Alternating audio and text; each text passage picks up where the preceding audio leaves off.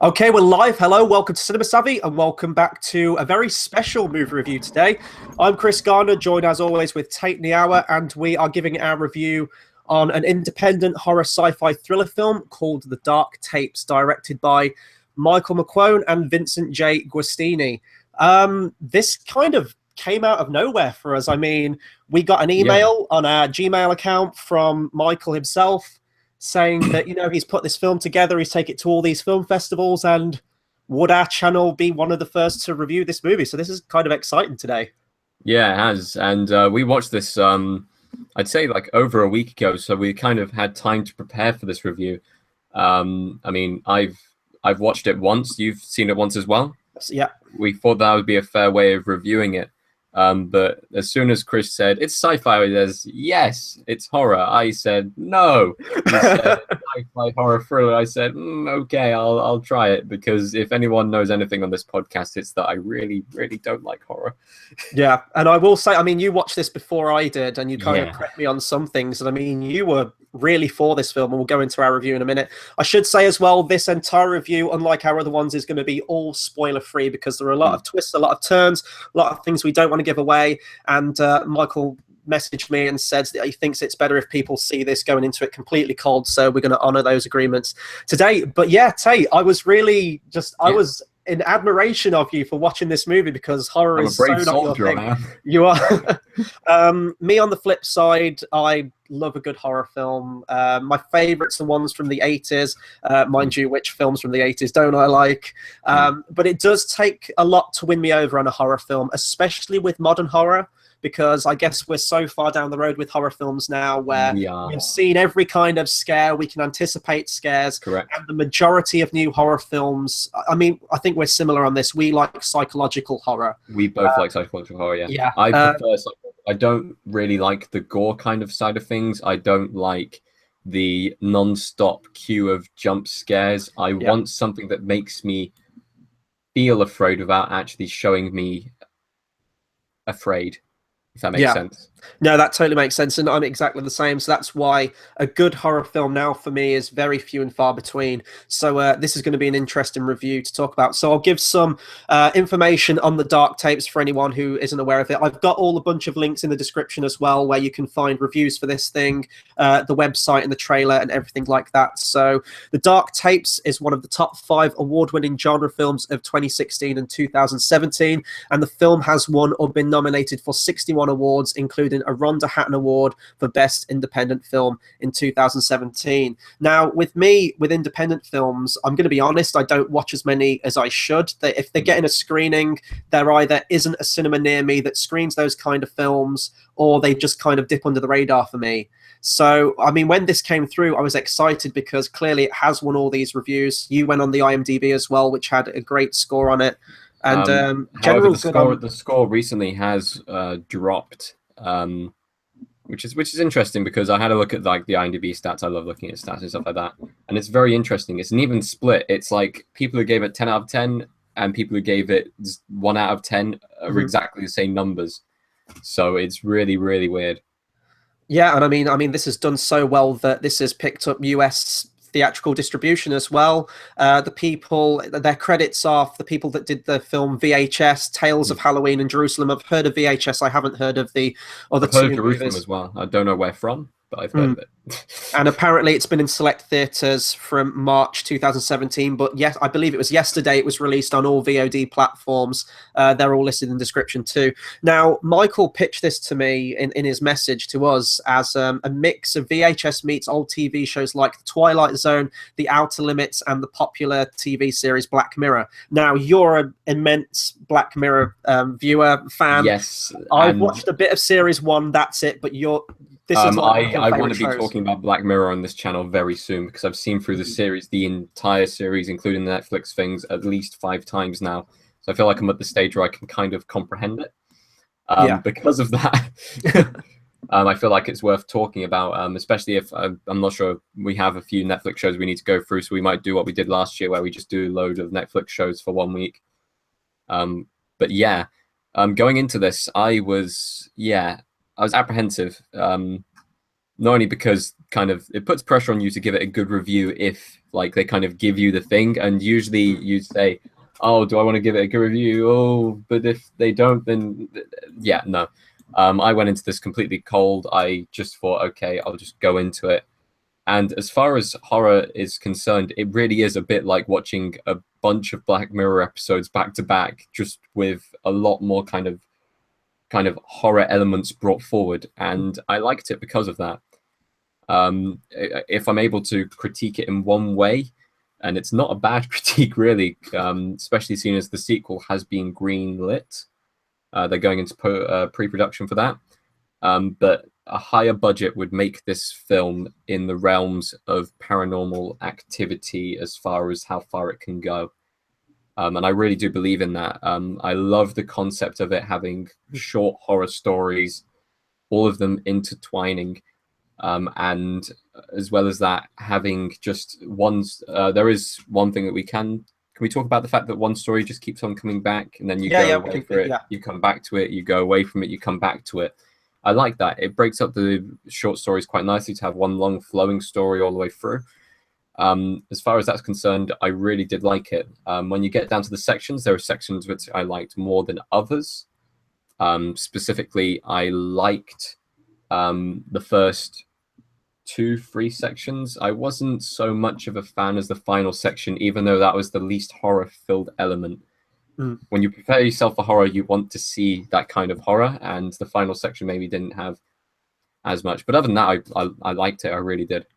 Well, that's a lot to kind of backpedal off right there. I'm in agreement as well, and I think one of my favorite things about this film is what you just mentioned, is the structure of it, and it's compared to the Twilight Zone and Outer Limits. And I like that style of show, of film, where you do have this overarching story, and then other stories in there as well that are vaguely linked with some kind of theme to the main story that's playing out. I think it also reminded me of Creepshow as well, which is a lot more tongue-in-cheek compared to this. But when I watched that as a kid, that terrified me. But that had a similar kind of structure as well, where it was all individual stories. So I love the structure of it, and this is a series and a concept as well that I don't think we really get much of now. We usually just get a set narrative of a horror film, and I think that this definitely has legs. And when it gets into a second film, if it does get that bigger budget, which I would expect it would, based on definitely. If it's being greenlit, they wouldn't give it exactly the same budget as the first film. Yeah. I'm excited to see it. There are definitely some comparisons. You just mentioned one with Paranormal Activity, some Blair Witch in there as well. There's definitely elements of that handycam style, at least for the first section of the film and throughout the film as well, which if you're watching it as a horror fan, you can either view as a homage, or maybe you could see it as kind of, I've seen this before. But without giving it away, there are twists in each story which do make it feel fresh and do juxtapose your, what's the word I'm looking for? Premonition of what you think and what you know of previous horror films that you've seen. You can compare every single section to parts of horror films that have already existed. Exactly. Like, for example, there's one section which takes on kind of like a Skype show kind of theme. And there was that film last year, Unfriended. Yes. Which is kind of set over Skype, which you can kind of compare it to, but it's completely different story-wise. Likewise, the segment which is kind of more geared towards kind of Paranormal Activity is completely different, flipped on its head. And then the final section, which is to do kind of more with, I don't know how to really describe it, but I wouldn't even say it was horror. It was more kind of complete and utter in one direction science fiction, which on a standalone I would like, but when it's horror stories, I want to see a horror element brought forward into each. That's the only one that I had a problem with. Yeah, and going off what you said as well, how I think it's fair to say, I think you're in agreement as well. The first segment of the film, not the one that split up, the first main segment of the film is definitely the most professional looking and the one I enjoyed the most, I would say, out of all of them. That's not to say I didn't enjoy the other segments as well. I just thought that visually and how that was constructed, I could see that, on a big screen up there with Paranormal Activity. The other ones do suffer because of the lack of budget, I think. And we're going with the acting as well. There were really no glaring bad acting moments for me, because sometimes with these independent films, I'm like you can tell it's independent because of the acting style, but I thought that everyone turned in a very decent performance. I think it was like he said when he was speaking to us, it's a passion project for him. Most been working on this for 3 years. Yeah, most of the people who worked on set also were actors in the film, so all of them are as involved as they want to be. Like, you don't really have anyone who's just kind of in for the acting, in for the paycheck, and then out again. This is, it feels like they're kind of playing it for their careers, and it's brilliant to see that in film, especially like, I mean, for our channel, it's a big thing to have like a director say, "Hey, come check out our movie before it gets released." And like, I'm so glad that I enjoyed it, because if I didn't, it would have been a downer. This would have been a very awkward review to make. This guy gave us a video. Oh no! Absolutely. If I'm going to bring up one other negative, I want to praise the and I think it's already been picking up a lot of praise for this, actually, the prosthetic work and the makeup. The director, Vincent J. Guastini, you checked his credits before this, and I believe he's worked on Dogma. He's worked on I think he's picked up a Saturn Award nomination and stuff like that. So he's done serious amounts of work. And makeup.